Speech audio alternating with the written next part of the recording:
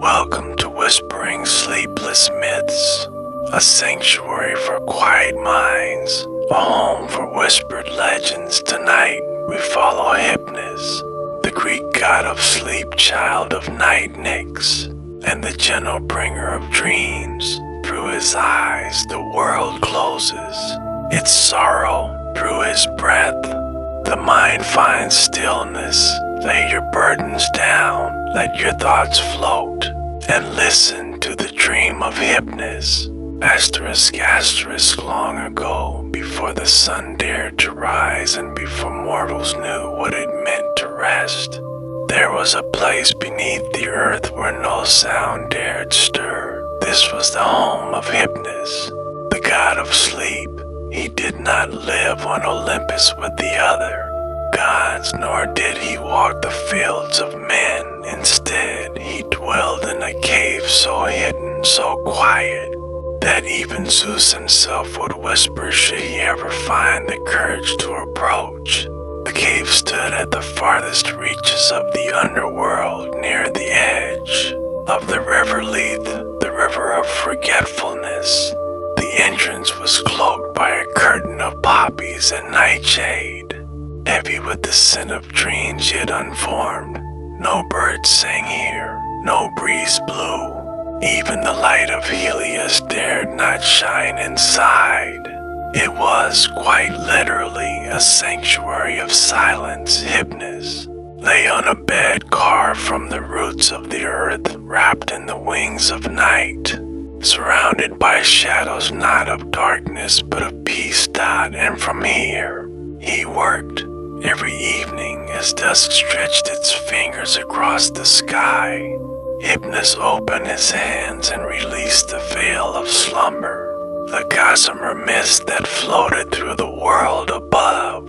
It was this veil that brushed across your eyelids as sleep took you. It was this that whispered your name when you no longer fought the quiet. But Hypnos did not do this alone. Hypnos was born of Nyx, the primordial goddess of night. She who birthed darkness itself. He was her gentle child, opposite his twin, brother Thanatos, the god of death. Where Thanatos ended life, Hypnos softened its edges. Where Thanatos closed eyes forever, Hypnos simply asked them to rest. Their bond was deep and wordless. In the silence of the cave, they often sat together, one polishing his silver scythe, the other weaving strands of dreamlight into pillows of cloud. Hypnos also had children, the Oneiroi, the bringers of dreams. Each night, they would emerge from the cave like mist taking form. Morpheus, the most famous of them, shaped dreams into human forms. Phobeter crafted dreams filled with beasts and shadows, and Phantassos conjured landscapes, trees, waters, skies. Together they painted the night with images that danced behind closed eyes. The cave boasted with this quiet activity, though it never broke the stillness. Every movement was soft, every breath slowed time, and Hypnos, ever gentle, guided them with a calm so deep it softened the stones. One evening, as Hypnos prepared the veil for the night, a ripple passed through the cave, not loud, not sharp, but noticeable, like the sudden absence of a heartbeat. A mortal king, whose name has long been forgotten by time, had challenged the gods. He swore never to sleep, claiming his mind too great, too busy, too divine for rest. Hypnos frowned, not in anger, but in sorrow, for he knew what came to those who defied sleep: madness, cruelty.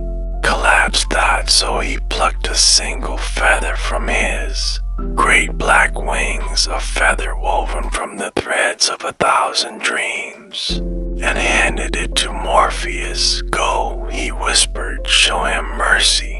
And so Morpheus flew, silent as starlight, and brushed the feather across the brow of the sleepless king.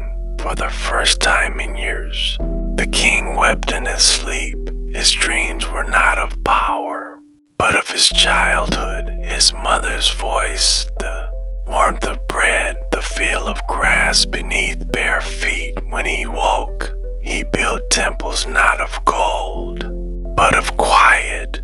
He became a poet and slept under the stars. Asterisk, asterisk, though Hypnos was gentle, his power was absolute. Even Zeus had once tried to resist his touch and failed. That had happened during the great Trojan War. Hera, seeking to deceive Zeus, begged Hypnos to put the king of gods to sleep. At first, Hypnos refused. The last time he'd done so, Zeus had unleashed thunder upon the earth in rage, but Hera's plea was desperate. The war had gone on too long, too many mortals had suffered. She wished to end it. Hypnos agreed, but only if he were hidden safely among the clouds should Zeus awaken. So he cloaked himself in mist and approached the thunder god. With a breath softer than moonlight, he touched Zeus's eyes, and the god of thunder slept out. The sky stilled, the winds paused, the battle below shifted, and Hypnos returned to his cave, unnoticed, unpraised, but necessary. Asterisk, asterisk, sleep is not the absence of wakefulness. Hypnos believed it is its own kind of magic. In slumber, mortals meet their truest selves. They grieve, they laugh, they speak with lost loved ones and walk paths never taken. Hypnos did not just give them rest, he gave them time outside of time. And though few worshipped him directly, he never stopped giving, even today. When your mind quiets, when your breath deepens, when dreams come to you unbidden, it is Hypnos who kneels beside your bed, drapes the veil once more. Asterisk, asterisk, long before mortals could name their fears or whisper their wishes to the stars. Dreams were nothing but formless shadows drifting in Hypnos' hidden domain, out far beneath the waking world. Behind the veil of deep slumber, there existed a glowing cavern wrapped in silence and twilight. This was Hypnos' sacred temple, a place unreachable by daylight and unseen by the sun god Helios. The walls shimmered with soft blue light. Pools of liquid stardust reflected galaxies still unborn. This temple had no guards, it needed none. No god dared enter uninvited. Even mighty Zeus respected this place, for here, in this soft-walled sanctuary, the power of dreams flowed freely. Not just sleep, but the delicate art of dreaming was born. Asterisk, asterisk, one evening, if time could be called, such in the realms of gods, Hypnos stood at the heart of his domain. His cloak woven from strands of lunar mist, and the lullabies of Nyx floated gently around him. But the whisper as soft as wind through feathers, he extended his hand toward the mirror of Morpheus, a still pool whose surface could conjure any vision, any memory, any fantasy. Beside him stood three shadows, his sons, the one Eroi, Morpheus, Phobetor, and Phantassos. Each had a task. Morpheus would shape human forms and dreams. Phobetor would conjure beasts and fears. Phantassos would build dreams from illusion stones, rivers, skies, and stars. But this time, Hypnos did not call on them. This time, he would create the first dream with his own divine hand. His fingers traced a soft curve in the pool's surface, and from it rose a vision, a quiet field beneath, A crescent moon glowing with silver grass and surrounded by trees that whispered stories. Figure walked through it, a mortal child, eyes wide, breathing slowly, peacefully. It was the first dream, a gift to a sleeping child who had never dreamed before. Asterisk, asterisk, the child lay in a stone hut atop a quiet hill, his small chest rising and falling gently as sleep took hold, Hypnos floating unseen. Approached and let the dream drift from his palm like pollen on the wind. The dream entered through the child's breath. At once, the corners of the boy's lips curled into a smile. His tiny fingers relaxed. His soul, if just for a moment, touched something divine, and far above, the stars shivered in silence, watching the magic unfold. This first dream was not forgotten. It echoed through time, resonating like a memory in the bones of mankind. For even today, children dream of moonlit fields and endless skies, echoes of Hypnos' gift. Asterisk, asterisk, as centuries passed, the dream multiplied. The first dream became a current in the ocean of sleep. From it, other dreams grew, some bright, some strange, some fleeting, but all traced their origin to the night Hypnos gave the dream freely. He would often revisit that place, the stone hut where the boy once slept long ago. The home had turned to ruin, trees had grown over it, but the memory remained.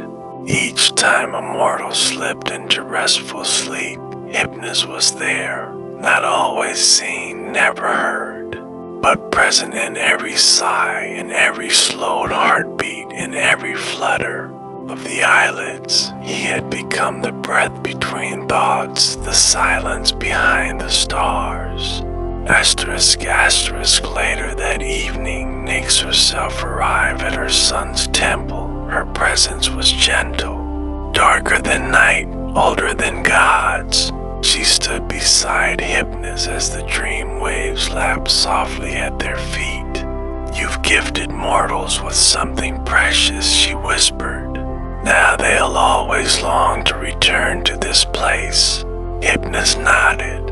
I only gave them what they forgot. They had the light hidden in their sleep. Nyx smiled, kissed his forehead, and faded into the air like a lullaby lost to time. Asterisk, asterisk, after the first dream, Hypnos summoned Morpheus, his eldest son. It is your time now. Hypnos whispered, shape their stories, guide their wandering thoughts. Morpheus bowed. From his hands, dreams began to pour, memories twisted into fables, sorrow softened into song. He became the sculptor of sleeping minds, and so Hypnos passed on his role, not to vanish, but to drift gently in the background like mist on a moonlit lake. Asterisk, asterisk, and so the first dream was born. Not from desire, but from compassion, a gift from the god of sleep to a world in need of rest.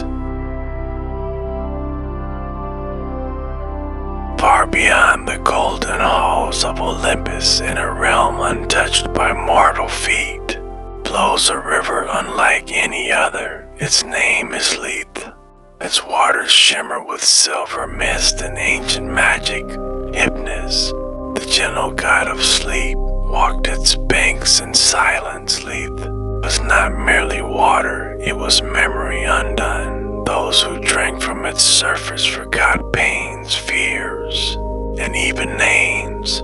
But in forgetting came healing. Hypnos loved Lethe not for her power, but for the mercy she brought. In the soft ripples of her current, he found the beginnings of peace.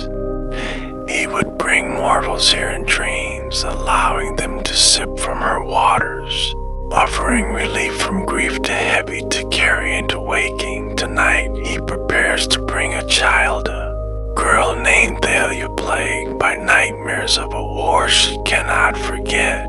Asterisk, asterisk in the mortal realm. Thalia trembled in her sleep. Her dreams were torn images of fire, a city broken, and the cries of her mother echoing down empty halls. Hypnos arrived. In her dream as a soft breeze, his form cloaked in blue dusk and stars. His voice, when he spoke, was like the hush of a lullaby. Come, little soul, he whispered. Let me show you where the sorrow sleeps. Thalia's dream changed. No more burning walls or heavy screens. She stood on soft moss beneath the lavender sky.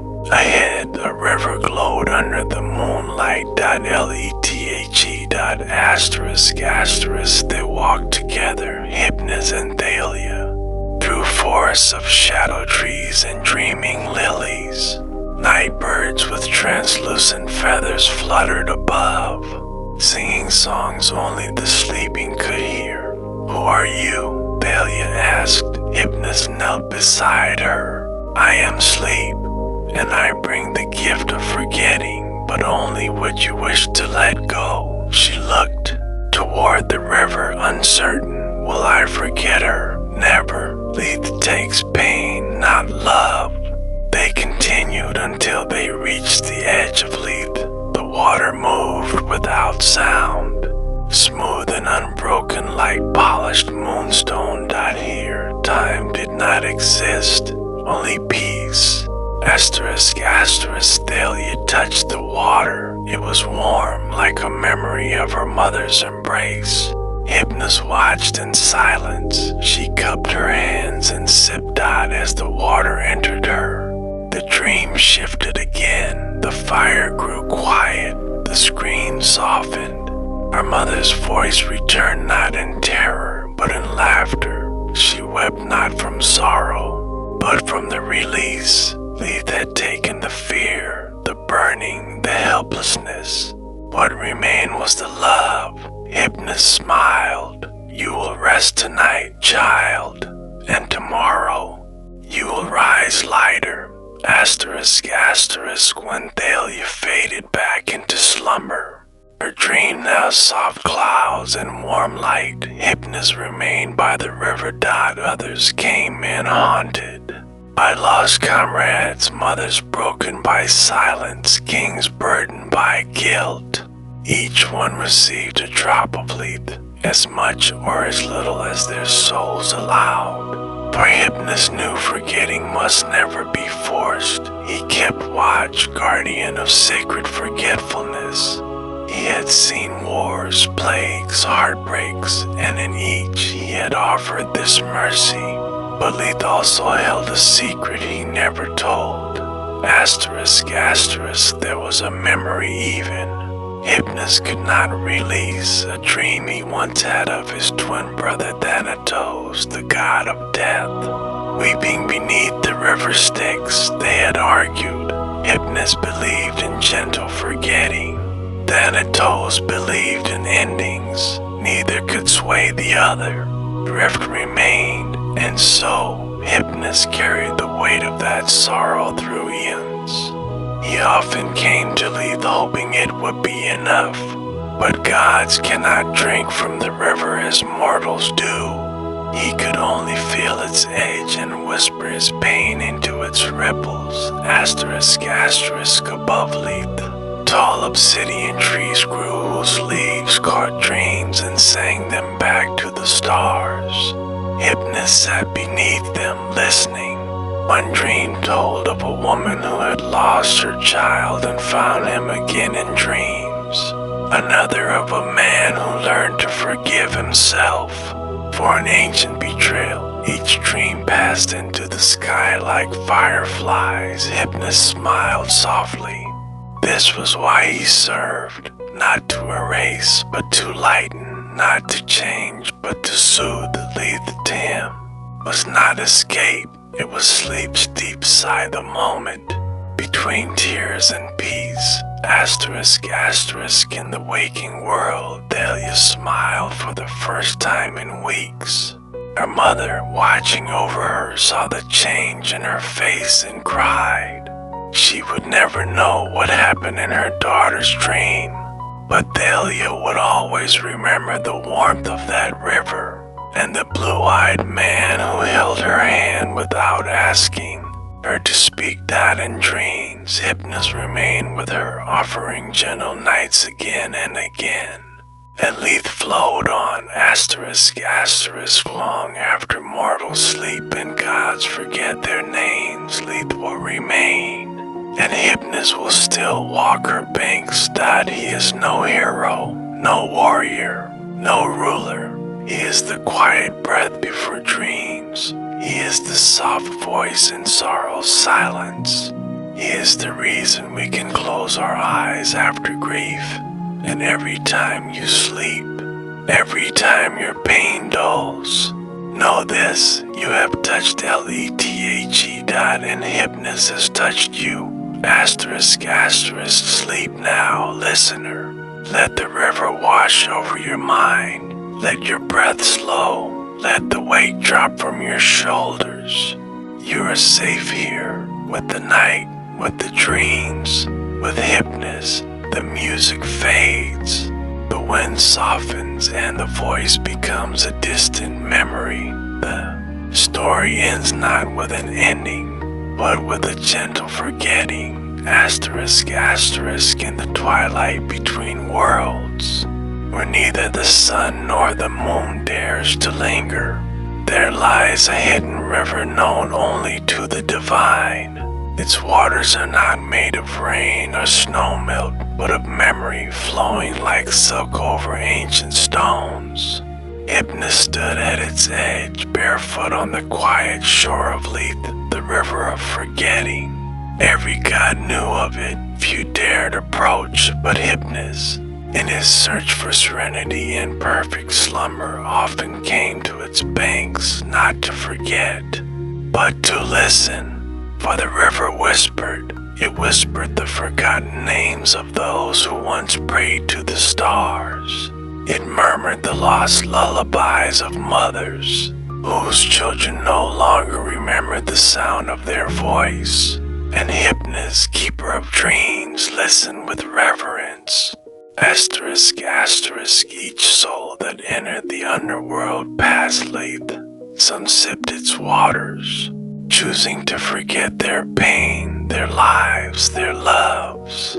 Others merely passed it by, clutching tightly to memory. As weight, Hypnos walked beside a soul tonight, a weaver from Athens who had died old and tired. She held a spindle of golden thread, though her hands trembled. I fear forgetting, she whispered. Hypnos smiled, his voice like velvet wind. Then remember only what makes your soul sing. Let the river carry the rest. He cupped his hand and offered her a single drop from Leith. As it touched her tongue, her brow softened. The wars she lived through faded. The names of cruel kings and hunger passed like clouds.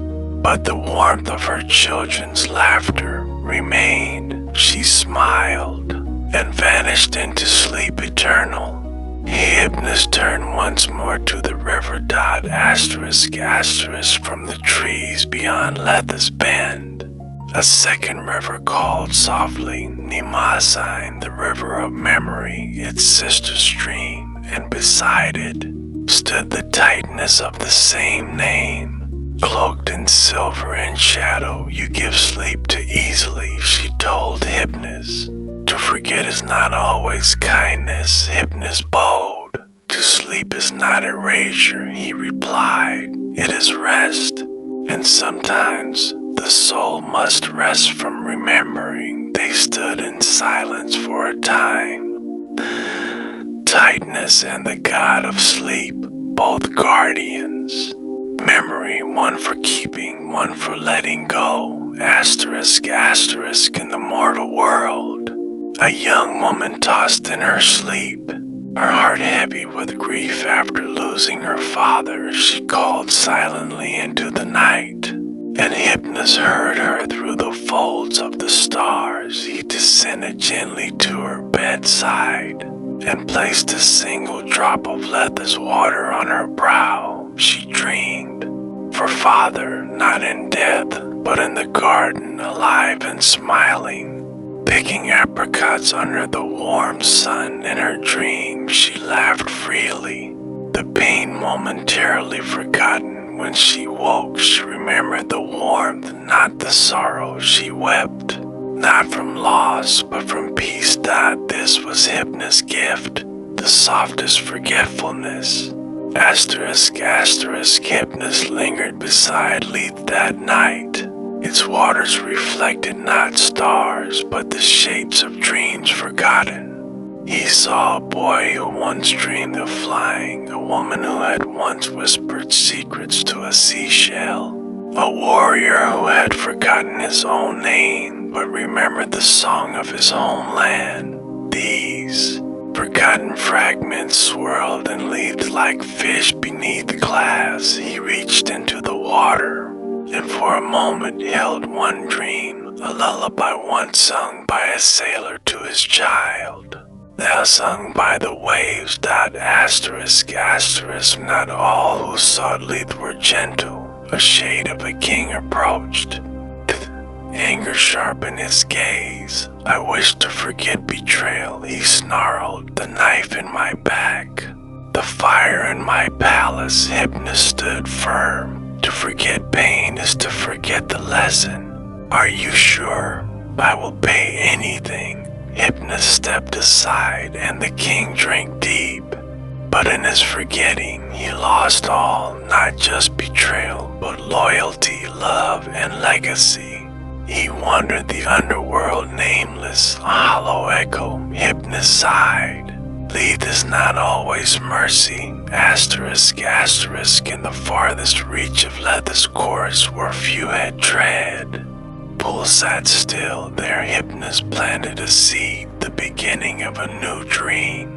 Untouched by memory or sorrow, from this pool he would craft the next dream for the world, a field where no war had ever been fought, a sky where no sorrow ever flew, a lullaby with no name, sung in a language older than speech. Here, even the gods came to sleep.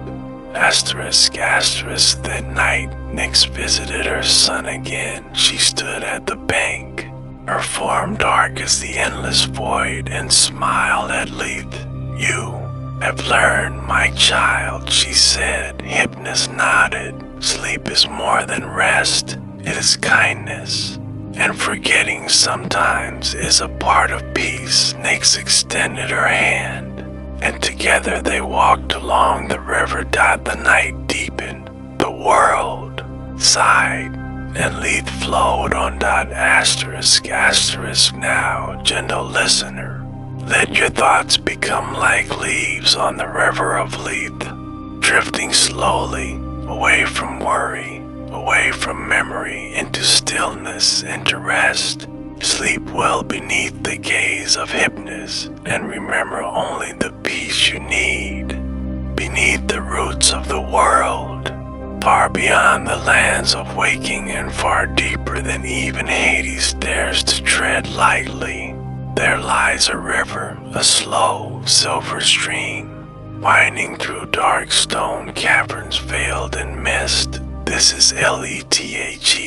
To mortals, Lethe is a name they may hear only in myth, but to Hypnos it is sacred. Hypnos, the silent one with wings upon his brow, stands once more at the edge of the underworld. But this time he walks alone. No gods call him, no battles summon him. Bargains weigh heavy in the air, only the gentle, soundless invitation of Letha's shimmer, and the sleeping soul he brings. With him, wrapped in a dream as soft as dusk, the mortal girl floats behind Hypnos, unseen to most, untouched by fear, and passed from the waking world too soon. Her spirit tangled in grief and memory she could not let go. and Hypnos had heard her crying, not with voice, but with memory. Now, step by step, he leads her through shadowed caverns toward the river where pain is left behind. His voice, when it finally breaks the quiet, is as soft as snow falling on stone. You do not need to remember all that hurt you. Some dreams, child, are not meant to be carried forever. Asterisk, asterisk, the path to leave is not straight. It weaves between shimmering curtains, a fog and echoes, faint sounds of forgotten laughter, old songs once sung, names once whispered in love. Hypnos pauses as they pass through a veil of pale silver mist. Around them float the shadows of dreams lost and dreams never born. These are not ghosts, but memories waiting to be undone. The mortal girl, still silent in sleep, drifts behind him. She reaches toward one of the memories, a blurred image of her mother's hands, warm and strong, holding her as a child. Her fingers graze it. It lingers. Hypnos turns his head. His voice is patient. You may keep what soothes you. The river takes what you choose to release. Not all must be forgotten. The girl's fingers curl back. She lets the image float on, back into the mist. They walk deeper. The air becomes cooler, gentler, a breeze without direction, like the sigh of a tired world. And then the sound begins, a hush, a lapping. The river sings its quiet lullaby. LETHE. Asterisk, asterisk. The river is not made of water. It moves like liquid moonlight, glowing faintly, winding in curves like a sleeping serpent across the dark stone floor. Hypnos kneels beside it, his wings folding inward like petals. He cups the river in one pale hand, lifting a small gleaming portion of it. This is forgetfulness, he whispers, but not loss. You forget not to lose yourself, but to remember peace. The girl's dream shape hovers near. Slowly, gently, she reaches out. Her fingertips touch the liquid light. A pulse of warmth flows through her, the weight of sorrow. Brother's last goodbye, a fire she could not stop, a love lost to silence, begins to lift, not vanish, but blur. She kneels by the river and drinks. As the silver light flows through her, her shoulders fall into rest, her breath slows. Her dreams soften. Hypnos watches, silent, steady. Then he touches her forehead. Lightly. Go now, child. Dream a little longer. She fades from the underworld, rising into a dream that is light and soft and endless, and Hypnos remains, sitting by Lethe, watching the stream of forgetting carry away another sorrow. Asterisk, asterisk, there is a secret corridor woven not from stone or starlight, but from slumber itself.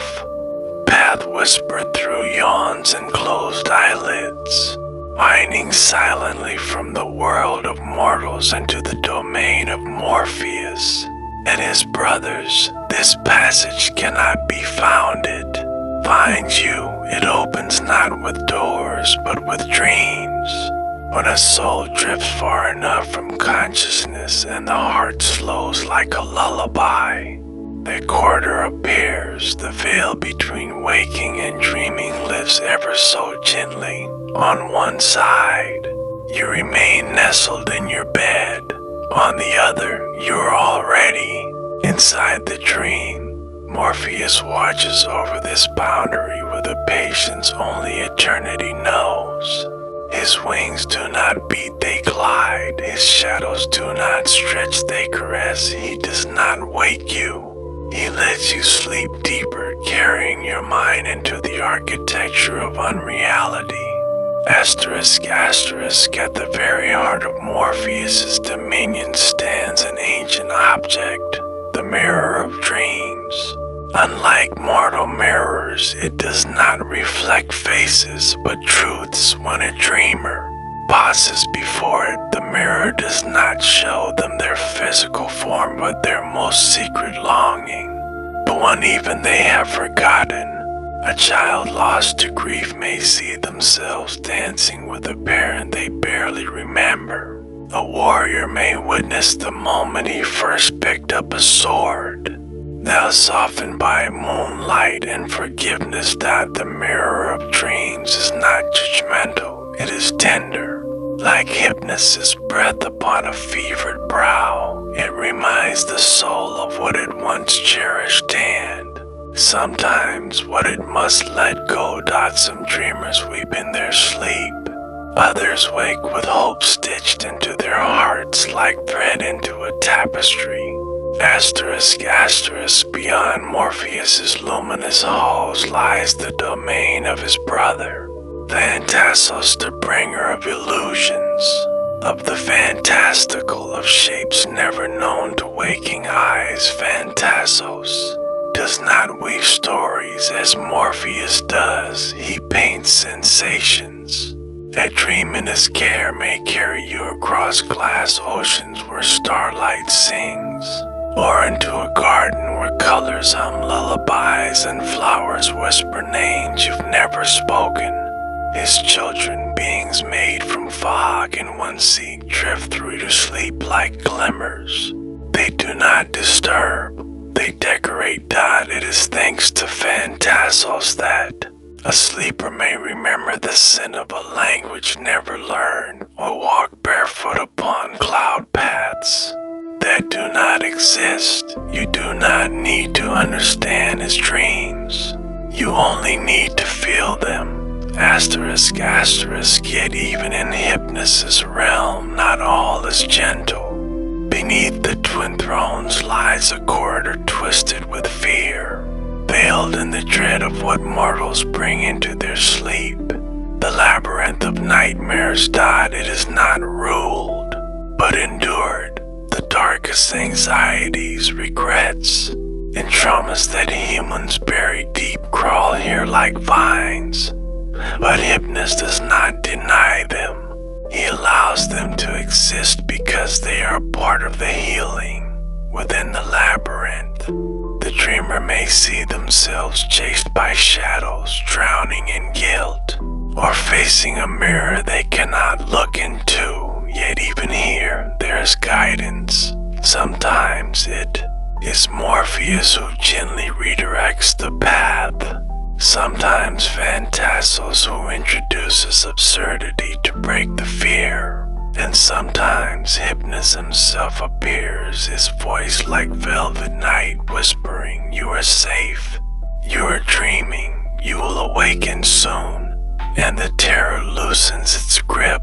Asterisk, asterisk, no dream is eternal. Even the gentlest lull must give way to dawn. When it is time, the dreamers are led back, not jolted, but floated. Hypnos ensures their return is gradual. They stir in the warmth of their beds as the dream's mist thins. Sometimes they remember vividly a face, a place, a feeling. Other times only an emotion remains, peace, awe, wonder, or clarity. Hypnos leaves no trace, his art is invisible, like wind in a forest or stars behind clouds. But he is always there, even now. As you lie listening to this tale, you may feel the drift, the slow surrender of your thoughts, the melting of time. That too is Hypnos. Asterisk, asterisk, in ancient times, temples to Hypnos were rare but revered. People did not pray to him, they rested in his honor. Soft linen, dim lanterns, bowls of lavender or poppy petals placed by the bedside, these were the offerings. Silence was his sacred hymn. Even now, your nighttime rituals echo this worship. The cup of tea, of the light, the gentle closing of the day's stories. You may not speak his name, but Hypnos hears. He accepts your gift of surrender, and in return he brings you the gift of dreams. Asterisk, asterisk, finally. Remember this, Hypnos is not only the god of sleep, he is the language of it. The slow hush that settles after the final sigh. The softness that wraps your shoulders. The weight that pulls your eyes shut. He is the space between thoughts, the silence between breaths, the pause before morning. Even the gods rest, even the stars dim, and in that hush Hypnos dwells. So now, as the story closes and your limbs grow heavy, know that you are in his care. Float freely, gently through the dream of Hypnos. We begin deep beneath the slopes of Mount Authries, where time's fingers cannot reach. Here lies a cavern so old it predates the stars, an ancient home said to belong only to one, Hypnos. This cave is neither lit by sun nor moon, but by a glowing softness that hums like distant lullabies. The entrance, guarded by thick poppy vines and the wings of silence, only opens when one surrenders to true rest. Hypnos does not welcome noise, nor do his guardians. The river Leith trickles nearby, dulling memories and inviting sleep. The dreamer's path begins at the entrance, barefoot, each step a surrender to oblivion's comfort. Asterisk, asterisk, inside, the cave breathes. Stalactites hum with music only owls and dreamers can hear. The walls shimmer with faint impressions, remnants of dreams past, a child's laughter, a forgotten kiss, the slow motion of time slowing to a crawl. Hypnos reclines upon a bed of fog and black feathers, half shrouded in his own wings. His sons Morpheus, Phobeter, and Phantassos drift nearby, crafting dreams in bowls of silver and nightshade. Each has a duty, and tonight they whisper across the lands of mortals, threading illusions into sleepers' minds. Asterisk, asterisk, the moon goddess Selene glides into the cave, her silver chariot parked among shadows. She bows to Hypnos not from submission, but respect. She, too, rules the night. They speak not in words, but symbols, a tide rising, a cradle rocked, a candle extinguished. Selene seeks a favor, a dream to deliver to a heartbroken king. Hypnos agrees, his eyes half-lidded, lifting a hand to summon Morpheus. A dream is sculpted, a reunion under starlight, where the king sees his lost wife once more, if only for a moment. Selene departs, gratitude glowing like frost behind her. Asterisk, asterisk, in Hypnos' cave, clocks hold no sway. There is an hour known as the clockless hour, when mortals are between breaths and the earth is still. During this time, the cave's heart pulses visibly, its beats sensing with the minds of all living creatures. Hypnos floats then, fully awake, rarely seen so. He walks barefoot across dream pools that reflect futures not yet born. Here he weaves a tapestry of upcoming dreams, an inventor's breakthrough, a mother's calming vision, a child's imaginary friend. He is both artist and guardian. Asterisk, asterisk, rarely a mortal stumbles into the cave tonight. And as a young oracle named Melania, exhausted from prophecy and divine visions, she collapses at the threshold, and Hypnos permits her entry. Intrigued by her honesty, she seeks sleep, not answers. Hypnos grants her dreams untouched by gods of fields, songbirds, and laughter. When she wakes, she weeps in relief. He gently touches her brow, whispering sleep should never be punishment. She leaves with no memory of the cave, but forever freed from divine noise. Asterisk, asterisk, beyond the inner chambers lies the windless forest, a thicket of dream trees that only grow where no wind dares blow. Each tree holds a sleeping memory in its bark. Hypnos tends to this forest like a gardener, pruning nightmares, watering hope, harvesting forgotten lullabies. Orpheus arrives with a new-seeded dream unspoken, never dreamed before. Hypnos plants it beside a dying tree, nurturing a fresh possibility for a child not yet born. The forest hums gently like a distant choir. Asterisk, asterisk, elsewhere in the cave, the threads of sleep are woven. Thousands of silver threads stretch across the chamber like a loom spun by starlight. Each thread connects to a mortal. If one twitches, a dream begins.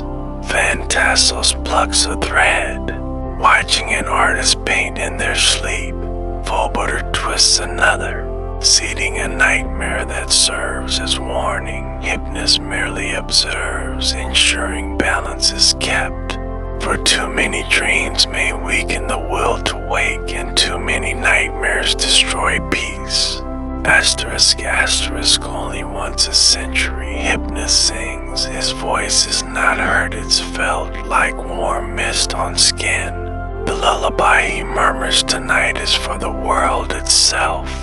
Rivers slow, stars pulse in rhythm, and all creatures pause.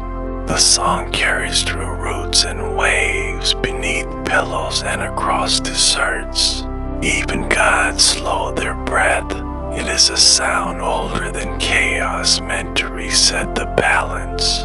When the final note fades, even Hypnos' sons weep. Asterisk, asterisk, as dawn nears, the cave begins to fold inward.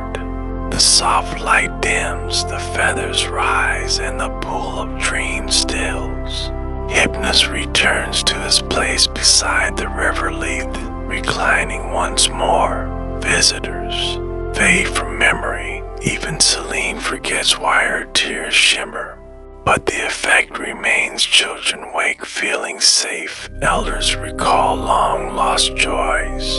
And poets whisper verses they never knew they knew. Asterisk, asterisk, you, dear dreamer, begin to stir. Your breath deepens. The cave's silence remains with you, even if forgotten.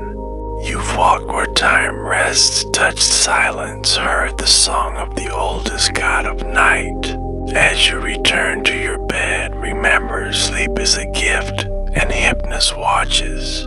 Not with eyes, but with the softest presence wrapped in feathers, poppies, and forgotten time.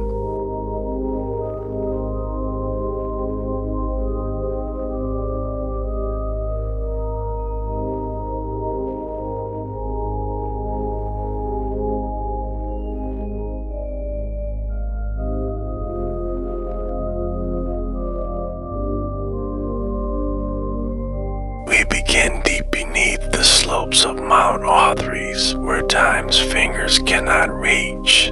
Here lies a cavern so old it predates the stars, an ancient home said to belong only to one, Hypnos. This cave is neither lit by sun nor moon, but by a glowing softness that hums like distant lullabies. The entrance, guarded by thick poppy vines and the wings of silence, only opens when one surrenders to true rest. Hypnos does not welcome noise, nor do his guardians. The river Lethe trickles nearby, dulling memories and inviting sleep. The dreamer's path begins at the entrance, barefoot, each step a surrender to oblivion's comfort. Asterisk, asterisk, inside, the cave breathes. Stalactites hum with music only owls and dreamers can hear. The walls shimmer with faint impressions, remnants of dreams past, a child's laughter, a forgotten kiss, the slow motion of time slowing to a crawl. Hypnos reclines upon a bed of fog and black feathers, half shrouded in his own wings. His sons Morpheus, Phobeter, and Phantassos drift nearby, crafting dreams in bowls of silver and nightshade. Each has a duty, and tonight they whisper across the lands of mortals, threading illusions into sleepers' minds. Asterisk, asterisk, the moon goddess Selene glides into the cave, her silver chariot parked among shadows. She bows to Hypnos not from submission, but respect. She, too, rules the night.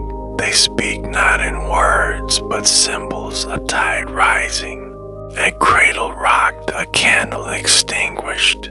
Selene seeks a favor, a dream to deliver to a heartbroken king. Hypnos agrees, his eyes half-lidded, lifting a hand to summon Morpheus.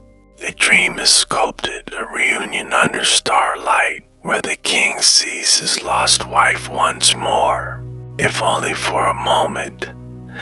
Selene departs, gratitude glowing like frost behind her.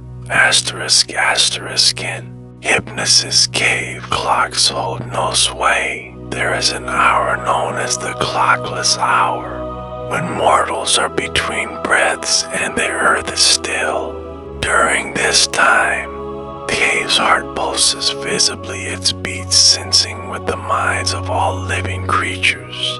Hypnos floats then, fully awake, rarely seen so.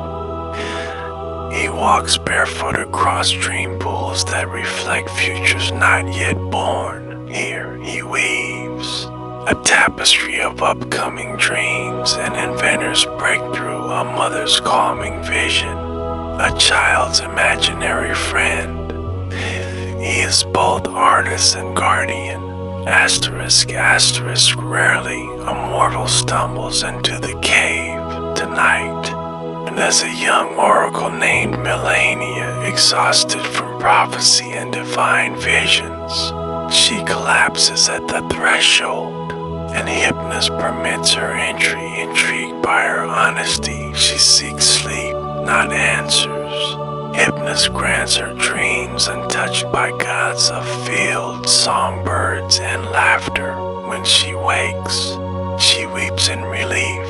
He gently touches her brow, whispering sleep should never be punishment. She leaves with no memory of the cave, but forever freed from divine noise. Asterisk, asterisk, beyond the inner chambers lies the windless forest, a thicket of dream trees that only grow where no wind dares blow. Each tree holds a sleeping memory in its bark.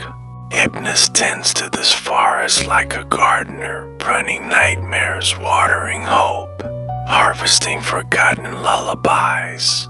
Morpheus arrives with a new-seeded dream unspoken, never dreamed before. Hypnos plants it beside a dying tree, nurturing a fresh possibility for a child not yet born. The forest hums gently like a distant choir. Asterisk, asterisk, elsewhere in the cave, the threads of sleep are woven. Thousands of silver threads stretch across the chamber like a loom spun by starlight. Each thread connects to a mortal. If one twitches, a dream begins. Phantassos plucks a thread, watching an artist paint in their sleep. Phobeter twists another, seeding a nightmare that serves as warning. Hypnos merely observes, ensuring balance is kept. For too many dreams may weaken the will to wake, and too many nightmares destroy peace. Asterisk, asterisk, only once a century Hypnos sings. His voice is not heard, it's felt like warm mist on skin. The lullaby he murmurs tonight is for the world itself. Rivers flow, stars pulse in rhythm, and all creatures pause. The song carries through roots and waves, beneath pillows and across deserts. Even gods slow their breath. It is a sound older than chaos, meant to reset the balance. When the final note fades, even Hypnos' sons weep. Asterisk, asterisk, as dawn nears, the cave begins to fold inward. The soft light dims, the feathers rise, and the pool of dreams stills. Hypnos returns to his place beside the river Lethe, reclining once more. Visitors fade from memory, even Celine forgets why her tears shimmer. But the effect remains. Children wake feeling safe, elders recall long-lost joys, and poets whisper verses they never knew they knew. Asterisk, asterisk, you, dear dreamer, begin to stir. Your breath deepens, the cave's silence remains with you, even if forgotten. You've walked where time rests, touched silence, heard the song of the oldest god of night. As you return to your bed, remember sleep is a gift, and Hypnos watches, not with eyes, but with the softest presence wrapped in feathers, poppies, and forgotten time. In the deep folds of the earth, where sunlight never reaches, there exists a cavern older than Olympus itself. This hidden realm is known only to a few. The sanctuary of shadows dot here. Hypnos often retreats when the world grows too loud, too bright, or too filled with waking hearts that resist his touch. The entrance is veiled in illusion, peering only under the softest starlight and in the silences between breaths. Only Hypnos and his mother Nyx can find it with ease. Even the gods hesitate to wander too far below, for what lies in this sanctuary is a mystery meant only for sleep and silence. As Hypnos enters, the walls hum with a deep, lulling frequency, like a heartbeat slowed by dreams. Asterisk, asterisk, within the sanctuary, shadowy forms drift like smoke. They are not dangerous, rather, they are keepers of the sleep-deep balance, the ethereal, sentient echoes of forgotten dreams. They remember what mortals forget. Each time a soul dreams, part of it travels here. Briefly, the dreams that never fully form have ideas, near thoughts, almost emotions remain here. Nurtured by the ethereals, they do not speak, but their presence is soothing. They bow as Hypnos pauses, even shadows respect the Lord of Sleep. Asterisk, asterisk, elsewhere. In the waking world, a mortal struggles. Her name is Alara, healer in a mountain village. She has not slept for 7 nights. Each attempt is haunted by visions, fire, wolves, and a shadow chasing her through twisted forests. Her body weakens, her hands shake, and her heart trembles. She does not know that her dreams have become entangled with something darker, something not born of Hypnos, but of his twin, Thanatos, gentle death. Hypnos senses her unrest the way a harp string senses the air's vibration. He pauses at the entrance of the inner chamber. He must act. Asterisk, asterisk, he lies down upon the shadow bed, and obsidian slab smooth as silence itself, and closes his eyes. His spirit slips from the cavern and threads its way into Alara's mind. Like moonlight slipping between blinds, he does not force.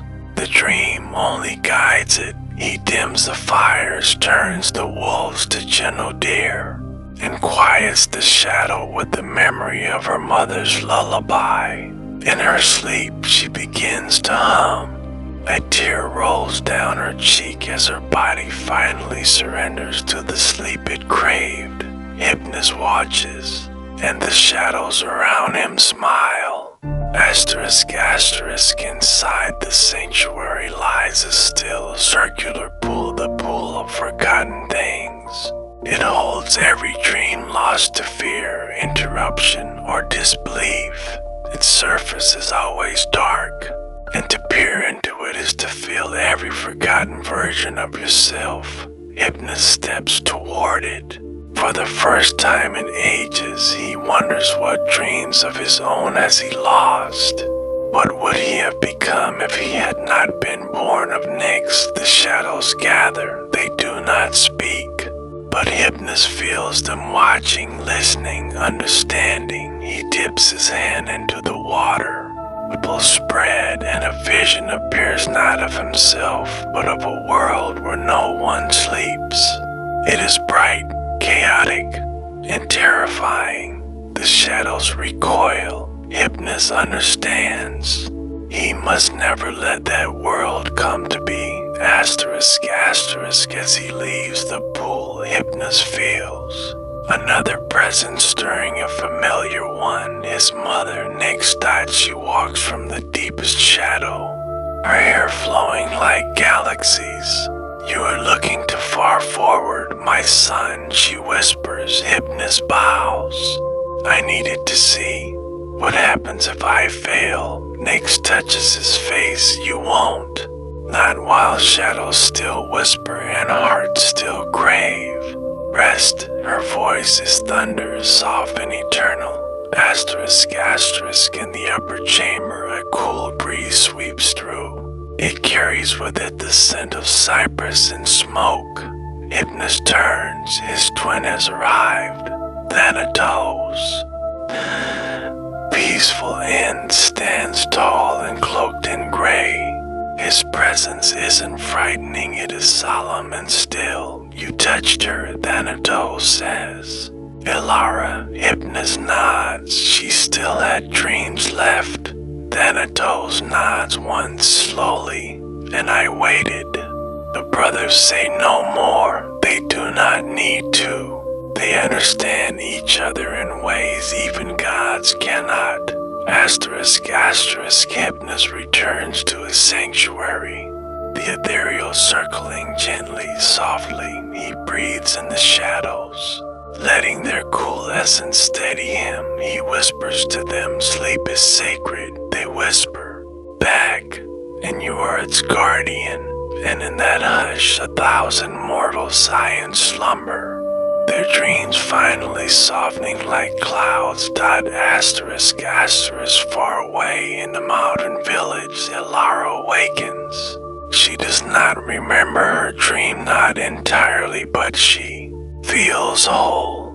Her hands are steady, her voice is calm. She lights a small candle and thanks the stars, unaware of the god who bent shadows to help her. But Hypnos hears the whisper of her gratitude, carried on sleep's breeze. Asterisk, back in the sanctuary, all is quiet. Hypnos reclines on his obsidian slab, the ethereal circling in endless rhythm. The shadows thicken, calm, and embrace the sleeping god. Outside, night spreads her veil across the world once more. And as hearts slow and eyes close, Hypnos smiles softly, for tonight sleep has come peacefully, and the sanctuary will rest. In the timeless whispers of ancient belief, Hypnos was not merely a bringer of rest to humans. He was thought to guide the very rhythms of nature, the moon's influence on tides. The stillness of forests at midnight, the moment animals begin to nestle into sleep. The ancients believed the ebb and flow of energy in the world mimicked the act of breathing, inhalation, exhalation, wakefulness, sleep. And at the center of that rhythm was Hypnos. He moved through twilight and dusk, through the lull before a storm and the hush that falls upon fields when night descends. Even the earth, they said, followed a cycle of waking and sleeping death. night as the earth's own breath. These were not coincidences. These were orchestrations by the unseen hand of Hypnos. Asterisk, asterisk, close your eyes now and imagine the world asleep. A quiet mountainside under moonlight. Wolves curled in their dens, birds silent beneath their wings, the soft breathing of trees, exhaling dew into the night. This sleeping world held in the arms of Hypnos was not lifeless. It was simply resting, storing its strength for dawn. To the ancients, every creature had a thread that connected it to the god of sleep, and every night those threads were gently tugged, a soft invitation to surrender. The whisper of sleep reached them all, from the fish in the sea to the pharaoh in his palace. It sounded like a lullaby woven from the stars, asterisk, asterisk, the moons. Power over the tides fascinated ancient scholars, but beyond science there was myth. The moon was seen as Hypnos' silent partner, watching over his slumbering children. As the moon pulled the ocean tides, so too did Hypnos pull the tides of dreams within the hearts of men. Sailors prayed to Hypnos before sleep, hoping to be carried gently on dream currents rather than pulled into restless waters. They believed sleep was like a tide, gentle when honored, dangerous when resisted. Even now, scientists speak of circadian rhythms, a biological tide within us governed by light, time, and rest. But the myth speaks deeper. That tide is not merely physical. It is the signature of Hypnos written in our very blood. Asterisk, asterisk, in ancient temples, priests observed the earth's stillness at night as sacred. Hypnos walks the land, they whispered. Animals lay silent. Wind slowed. The very soil seemed to sigh. In that deep pause, the world was not asleep by accident. It was invited. Hypnos did not force sleep upon the world, he coaxed it gently, lovingly. They said he carried a flute carved from dreamwood whose notes only nature could hear. And with each breath of the flute, another corner of the earth fell into peace. Asterisk, asterisk, the ancients measured time by stars and shadows, but some believed there was another way by the deepening of sleep. They said Hypnos held an hourglass, filled not with sand but moonlight and ink. As it emptied, night deepened, and when the last drop fell, morning would rise. This hourglass did not just measure time, it shaped it. Night was not a passive passage. It was a crafted experience, lovingly tailored for each soul by Hypnos. Every tick of the clock, every sigh of wind outside your window was part of his design. Asterisk, asterisk, of all his roles, Hypnos treasured one the most. Guardian of the sleep tide. It was not about power, it was about care. He ensured dreams flowed steadily, neither too fast nor too slow. He adjusted the dreams of mortals like a weaver, fixing threads gently, precisely. Sometimes, when a child cried out in their sleep, they said it was because the tide was pulling too strongly. And Hypnos would pause, placing a single finger upon their brow, calming the waters instantly. This guardian did not sleep himself. For every mortal dream, he remained awake, watchful, compassionate, divine. Asterisk, asterisk, today we explain sleep with chemicals and cycles, but still, there are nights when dreams feel like ocean voyages, when sleep pulls us like waves, soft and strong. Perhaps Hypnos is not gone, Perhaps he wears a different face, a voice in a lullaby, the hush of a quiet room, the rhythm of rain. He is myth, yes, but also memory and mystery, and the unspoken comfort that comes when your head touches the pillow and the world fades away. Asterisk, asterisk now, as the tide begins to fall, let us drift back gently. You may feel the pull of sleep more deeply now. That is, Hypnos cradling your mind. If your eyes are heavy, let them stay closed. If your breath is slow, let it guide you further inward. You are safe. The tides will carry you. The dreams will wait. Asterisk, asterisk. Thank you for journeying through the tides of sleep. In our next episode, we will explore the chamber of dreams, the sacred sanctuary where Hypnos stores the dreams of all mortals, protected by the silence of his realm. Until then, may your sleep be calm, your dreams sweet, and your nights watched over by the gentle hand of Hypnos. Once beneath the veil of twilight, there flowed a river unlike any other in all of creation. It was not marked on any map, nor did it run through valleys or forests of the waking world. This was the river Lethe, the river of forgetfulness, flowing silently through the realm where sleep begins and memory fades. For ages uncounted, Hypnos dwelled nearby, not in a palace of marble and gold, but in a cave nestled behind a waterfall where no light could enter. There, the god of sleep shaped dreams from mist and silence, letting the waters of Lethe carry his gentle spells to mortals and gods alike. But on this night, the river stirred differently. It shimmered not with moonlight, for no moon shone here, but with the soft radiance of something departing. The waters whispered not of sleep, but of endings. Hypnos stood alone at the river's edge, his long, obsidian hair moved as though underwater, his eyes half-lidded, filled with ages of quiet and grace. He no longer looked to the stars or Olympus. He looked inward, to the dreams he had gifted to the world, to the songs he whispered into the minds of poets, lovers, and wanderers. And now, he felt it, the current of time shifting beneath his feet.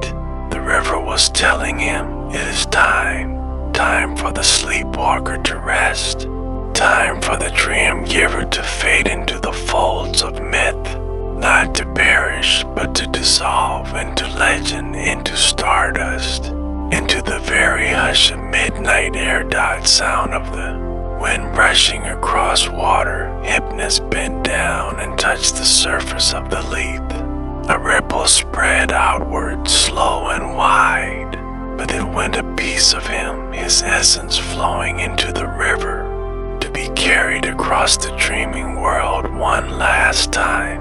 Birds of sleep, once nesting near his cave, rose into the dim air, their wings painted in silver mist beat in silent farewell.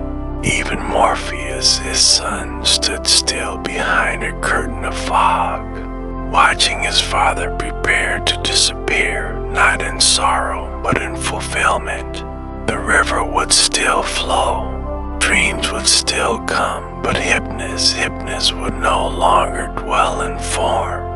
He would become the hush between heartbeats, the weight of your eyelids before sleep, the unseen hand that guides you from fear into comfort. And as he stepped into the water, it did not splash, it opened, cradled him, and began to carry him down the current toward the next world, toward eternal slumber. Ambient tones fade, replaced by the soft rhythm of water lapping at unseen shores. Asterisk, asterisk, as Hypnos surrendered himself to the flowing waters of Lethe. A new presence stirred in the shadowed realms of sleep. Morpheus, his son and the god of dreams, watched quietly from the edge of the dreamscape, the endless space where dreams are born and shaped.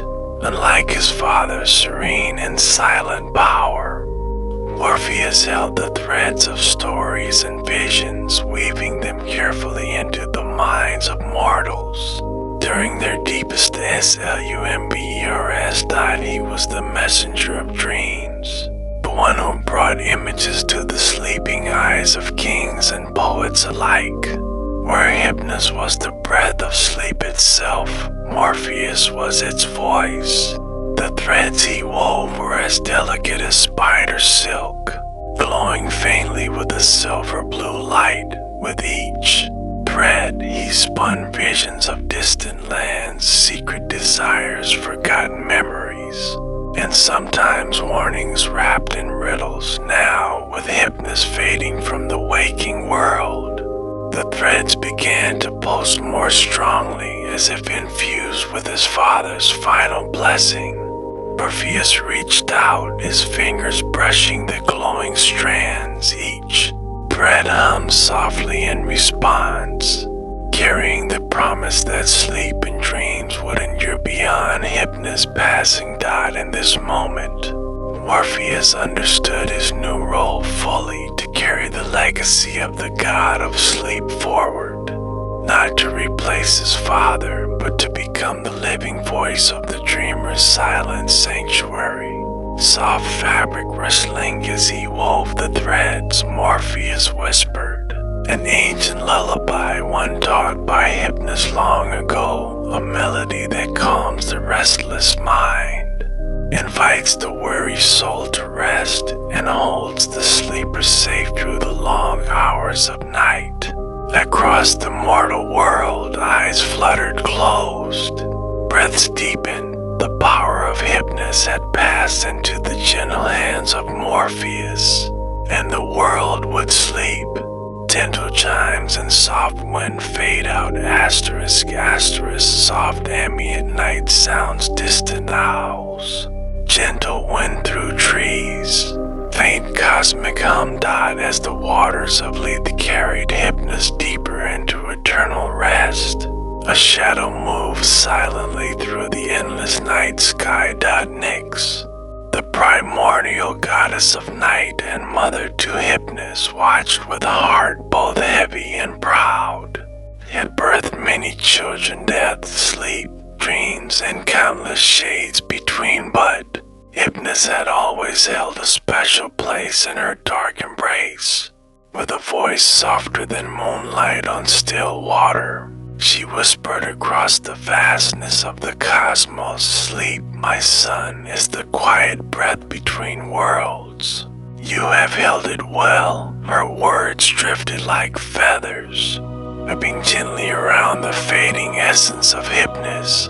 The stars themselves seemed to shimmer in response, a final blessing for the god who had woven rest into the fabric of existence. Though Hypnos would no longer walk among gods and mortals in form, Nyx knew his spirit would linger forever in the hush of twilight, the pause between heartbeats, the gentle close of weary eyes. She stretched her hand toward the horizon where night met dawn, and a soft glow ignited a new promise. The cycle of sleep and dreams would continue, carried now by those who learned from Hypnos, inspired by his eternal whisper dot. With a final sigh that sounded like a lullaby, Nyx turned her gaze toward the sleeping world below. Rest well, children of the night.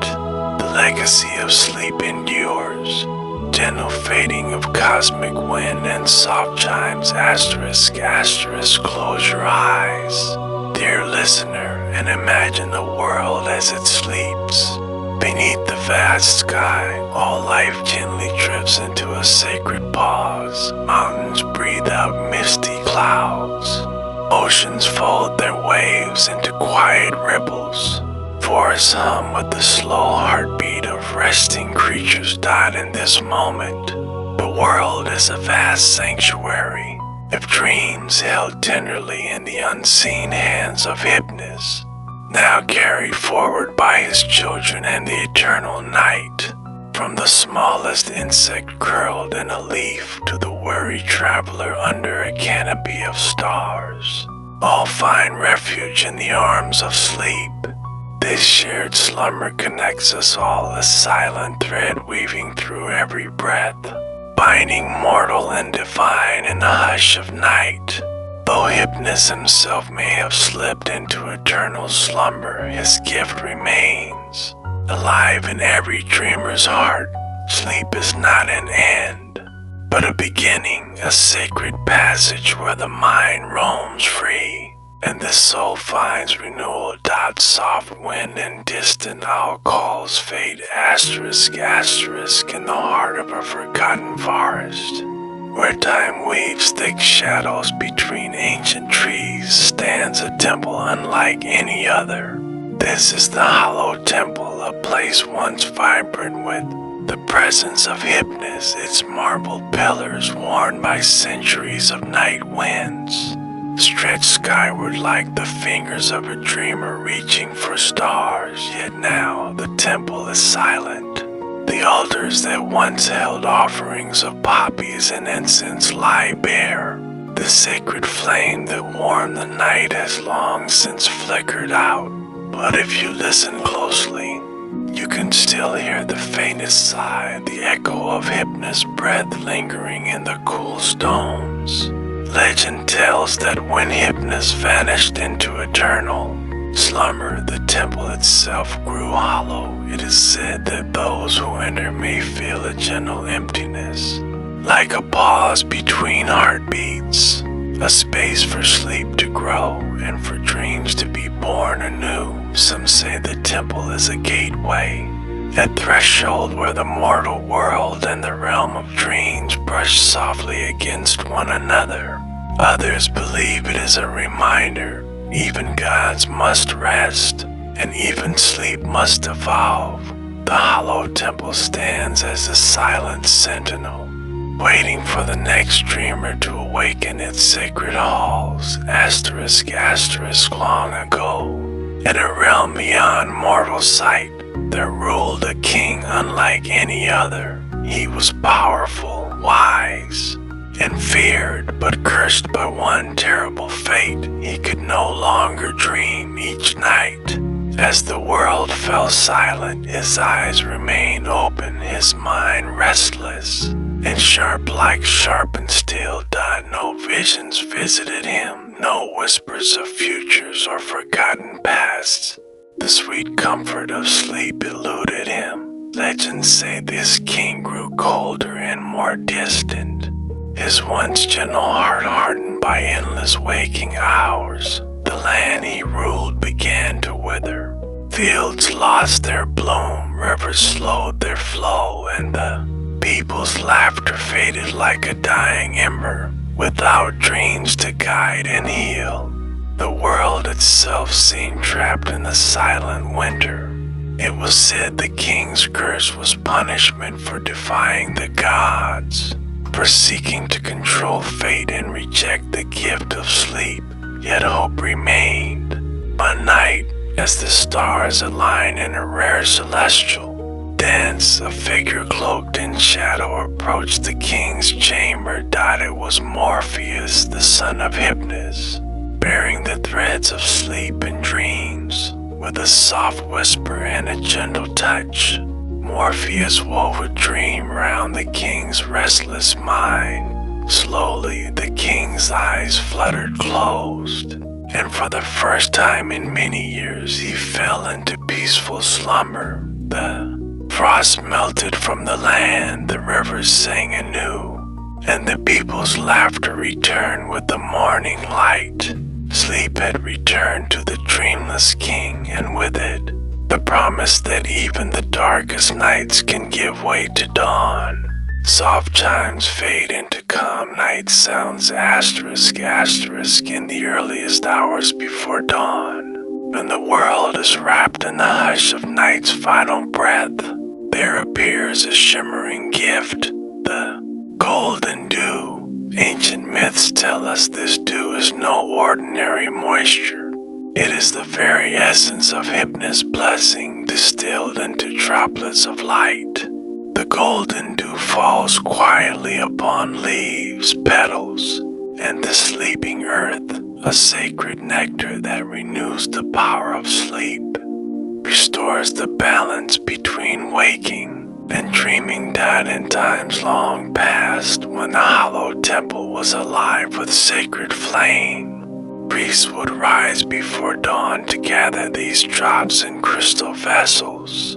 They believed that drinking the golden dew would grant peaceful sleep, vivid dreams, and a soul refreshed. But as Hypnos slipped into eternal slumber, the golden dew grew scarce, its magic hidden beneath layers of myth and shadow.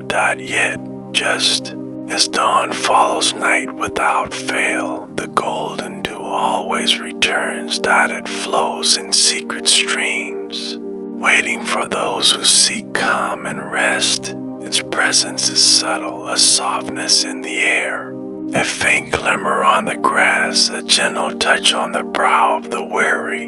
The golden dew is a reminder, though gods may change and legends fade, the power of sleep endures, ever ancient, ever new. Asterisk, asterisk, hidden deep within the shadowed groves, where the veil between night and day thins, grows a rare and sacred plant, the dream root.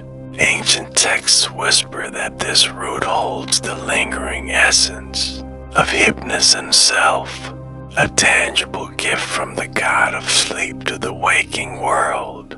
Its leaves shimmer with an ethereal silver-green glow. Its scent is said to carry the soothing power of the quiet night. For centuries, dreamers and seekers of rest have ventured into the wild to find this elusive root, believing that carrying or brewing it can summon peaceful sleep and vivid, meaningful dreams. In old temples and humble homes alike, dream root was ground into gentle powders, steeped in steaming water and used in sacred rituals to invite Hypnos' blessing. Though Hypnos may have slipped into eternal slumber, his legacy blooms still in the dream root, a living thread that connects the divine sleep to mortal rest. As you breathe in its scent, imagine the calm spreading through your body, the mind softening, the heart slowing. The dream root whispers to you, rest. Now you are safe. Sleep is a sacred gift. Soft wind and rustling leaves fade gently, asterisk, asterisk. Though Hypnos has slipped quietly beyond the halls of Olympus, his presence lingers far beyond the ancient myths and sacred groves. He lives on, not as a god seen or heard, but as a whisper in the stillness of night, a gentle hand that closes heavy eyelids, a breath that eases racing thoughts. Across centuries and cultures, his essence has woven into stories and traditions. A lullaby sung softly to children in the peaceful moments before sleep descends, and in the silent embrace of rest itself. Many know him not by name, but by feeling, the comfort found in darkness, the relief of release after a long day, the sanctuary of dreams that heal and renew. Hypnos' legacy has become timeless, carried in the quiet places between waking and dreaming, and in every soul who finds peace in the arms of night. As you listen now, you are touched by this ancient presence. You are part of the eternal story of sleep, held safe beneath Hypnos' gentle wings. No matter where you roam, soft chimes blend into a calm night breeze, asterisk, asterisk. And now, dear listener, we arrive at the final breath of our journey through shadow and Silenced through stars and dreams, we have followed Hypnos, the ancient god who cradles sleep. Though his form has faded into legend, his gift remains timeless and eternal. Sleep is the sacred pause, the gentle embrace where worries dissolve, and the soul finds rest beyond the waking world, died in every sigh of wind through the trees. In every soft close of weary eyes, Hypnos' presence lingers. Let this be your lullaby, whispered on the night air, a promise that no matter how dark the night, sleep will come, and in sleep there is peace. So now lay down your burdens. Let your breath slow and steady. Feel the gentle weight of calm settle over you. The tides of night carry you now toward dreams deep and healing, toward the eternal slumber where all is still and all is safe.